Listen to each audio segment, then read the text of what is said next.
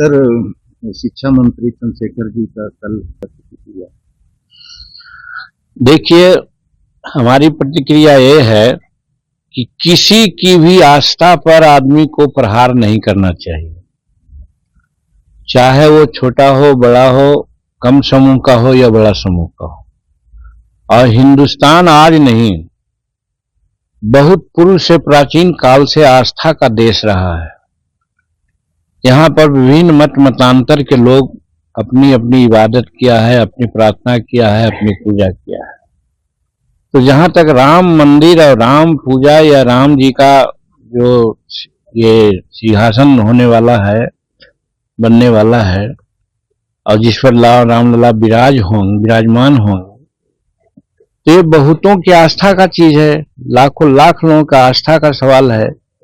किसी के आस्था पर हम समझते हैं, अगर कोई कहता है, चाहे चंद्रशेखर जी रहे, चाहे जीतन मांझी रहे, चाहे कोई रहे, ये गलत बात है, हिंदुस्तान की परंपरा के विपरीत बात है जो वो करते हैं। और हमको ऐसा लगता है कि तेजस्वी जी ने भी कुछ ऐसा कहा है, जब बीमार पड़ोगे तो अस्पताल जाओगे कि मंदिर जाओगे। आज उनका आदमी ये कह रहे हैं, फिर उनका एक विधायक और कोई है वो बोलते हैं। तो ये राष्ट्रीय जनता दल के लोग यहाँ पर तुष्टीकरण की राजनीति कर रहे हैं। वो समझते हैं कि ऐसा करने से जो मुसलमान वोट, अल्पसंख्यक वोट हमको मिलता रहा है, उसमें कोई सेंधमारी नहीं होगी। और इसके लिए आप जानते हैं कि नरेंद्र भाई मोदी जी जो हिंदुस्तान के सत्ता पर आज हैं, वो सबका साथ, सबका विश्वास और सबका प्रयास से काम कर रहे हैं। अभी आपने देखा होगा आप कि कई एक टापुओं में जाने का काम किया है जहां मुसलमानों की संख्या ज्यादा है, और मुसलमानों के संबंध में जो समस्याएं हैं, उनकी समस्याओं को भी निदान करने की बात उन्होंने की है। यानी जो एनडीए और खास करके भाजपा पर ये तोहमत लगाया जा रहा था कि वो सिर्फ एक धर्म के बारे में बात बोलते हैं, दूसरे के बारे में नहीं है, इस चीज को नरेंद्र भाई मोदी जी झुठलाने की बात कर रहे हैं और सच्ची बात कर रहे हैं। भारत की संस्कृति के अनुरूप वो बात कर रहे हैं कि यहाँ एक धर्म का कोई गुंजाइश नहीं है, सर्वधर्म समभाव की बात यहाँ पर आई है। तो एक तरफ जब वो कर रहे हैं तो लगता है कि राजद का अपना पैर के तले का जमीन घिसकता नजर आ रहा है।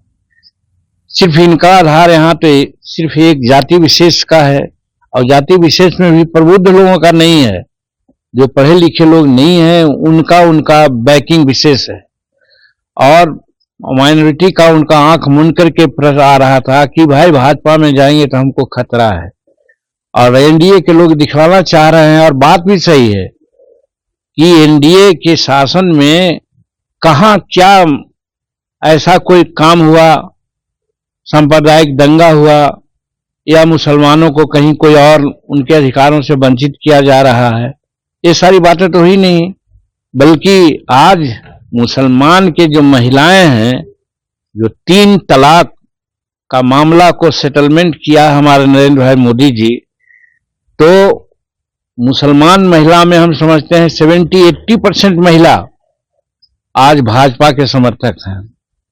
यही बात राजद के लोगों को समझ में आ रहा है कि अब मेरा तो आधार खत्म हो जाएगा तो फिर कहां रहेंगे। इसके लिए चंद्रशेखर जी को उस्काया गया है। चंद्रशेखर जी बोलते हैं, और हम कहना चाहते हैं, जबकि आप स्पष्ट जान लीजिए, हम पूजा पाठ नहीं करते हैं, हम अंगूठी बद्धी नहीं बांधते हैं, और हम ये भी कहीं काल कहा है कि भाई अपनी अपनी मान्यता है, मानना जो भी मानते हैं उसको हम झुठलाते लेकिन हमको उसमें विश्वास नहीं है। हमको कर्मण्येवाधिकारस्ते, और कर्म के आधार पर बात करते हैं हम, और कर्मणा जायते ही गीता ने कहा है कि जो कर्म करता है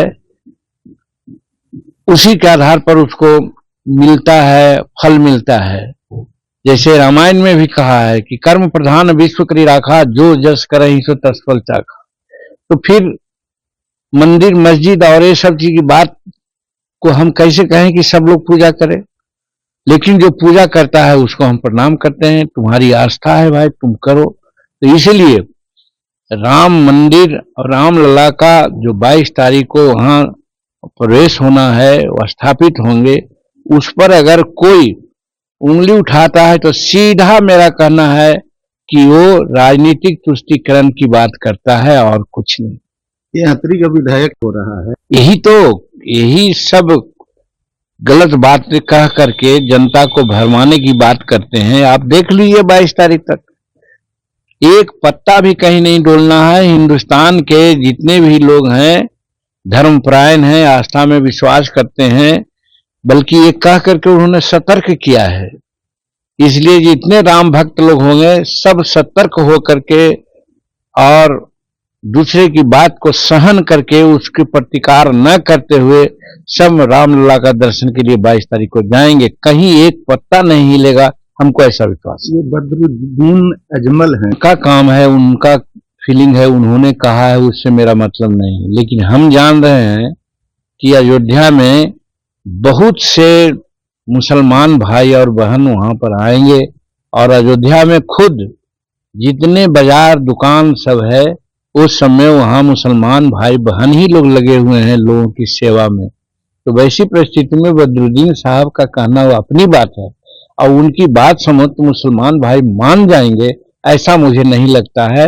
मुसलमान भाई विवेक से काम करेंगे और मैं समझता हूं कि अयोध्या में आने वाले जितने भी राम भक्त हैं वो मुसलमान भाई बहनों की प्रतिष्ठा करेंगे, वो लोग आएंगे, उनको इज्जत करेंगे, न कि किसी प्रकार का बवाल होगा।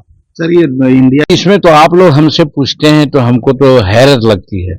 हम तो जब पटना में बैठक हुई थी उसी दिन कहा था कि ये इंडिया गठबंधन के लोग हैं, बाद में जिनको घमंडिया गठबंधन की बात की गई, ये इनका एक मकसद है कि भारत के प्रधानमंत्री का उम्मीदवार कौन बने और इसके अलावा कुछ नहीं है। कहाँ भारत की राजनीति जा रही है, कहाँ विज्ञान में हम आगे बढ़ रहे हैं, क्या G20 की बैठक में हिंदुस्तान का नाम आगे बढ़ा है, क्या किसानों को लाभ देने की बात आई है, क्या लोगों को स्वास्थ्य की चिंता है, ये सब नहीं है। सिर्फ चिंता है कि अगला प्रधानमंत्री कौन होंगे और उसमें भी उम्मीदवारी का झगड़ा है। 5-5, 7-7, 8-8 उम्मीदवार वहां हैं।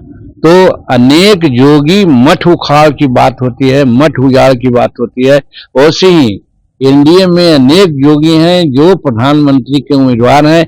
इसलिए एनडीए गठबंधन का जो घमंडिया गठबंधन है वो ताश के पत्ते की तरह तार तार हो जाएगा, बिछड़ जाएगा, इसका मुझे पूर्ण विश्वास है और आज यही दिख रहा है।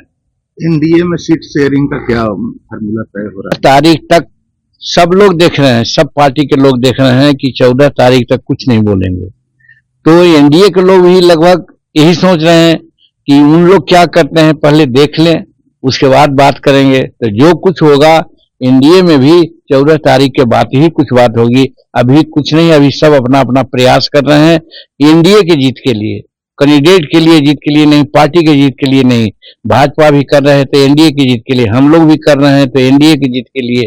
आज देखिए कि हम लोग डोभी में किया है, सिरघाटी में किया है, फतेहपुर में किया है। देखिए 13 तारीख को करने जा रहे हैं हम लोग, वजीरगंज में करने जा रहे हैं।